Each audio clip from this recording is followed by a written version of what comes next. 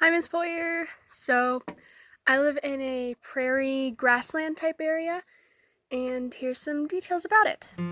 The climate of my area is cool and semi-arid, and severity of snowfall varies annually, though most snow falls in the spring, and summers are typically hot with rain showers every now and then.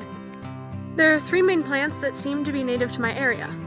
First up is the yucca plant, which is very common in my area. It's edible except for the stem and trunk, and it also has anti-inflammatory properties as well as powerful antioxidants. The area I live in is also covered in tons of western wheatgrass, which is good for erosion control due to their extensive fibrous roots. Next up is the ponderosa pine tree, which is typically used primarily for firewood, but the seeds and the phlegm in the inner bark are also edible.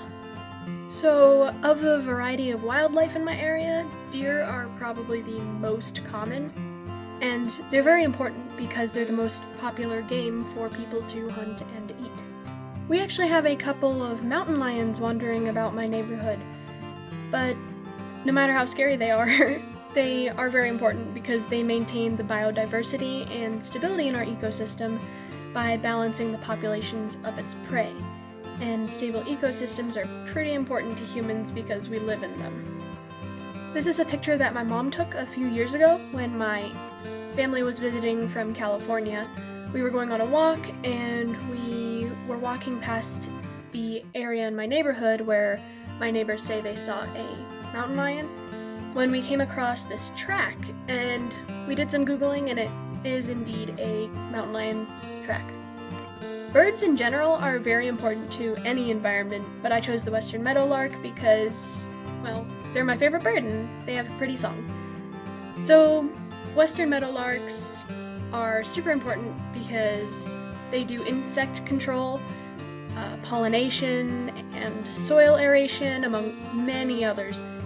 And again, what benefits the environment benefits the people.